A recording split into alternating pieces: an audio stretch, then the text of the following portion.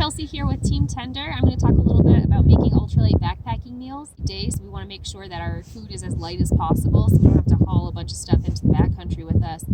First thing I want to mention is it's super important to cook at least 200 feet away from your camp to make sure that you don't have any uninvited wildlife come and join you for dinner or come afterwards. So we decided to do freezer bag cooking for this trip. Everything in here is dehydrated and will cook just with hot water. So I kept a very simple formula for making these. I chose a carb.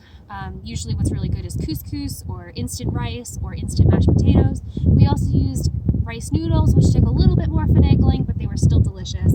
I then added some freeze-dried vegetables, some freeze-dried chicken, and a bunch of spices. So tonight we're having couscous Alfredo. So as it says, it's couscous with a bit of Parmesan cheese, some garlic powder, some onions, some red pepper, dehydrated chicken, and dehydrated vegetables. So in order to make this, you put it in an insulated sleeve. You can find these online, but also we've made one before with a windshield insulation and duct taped it together, and it's couscous. So you slip it in your sleeve. And I already boiled this pot of water here, so it's nice and steaming hot.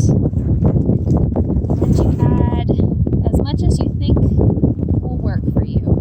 There's no exact science, at least for my meals, about how much water to add. So I just kind of feel it out.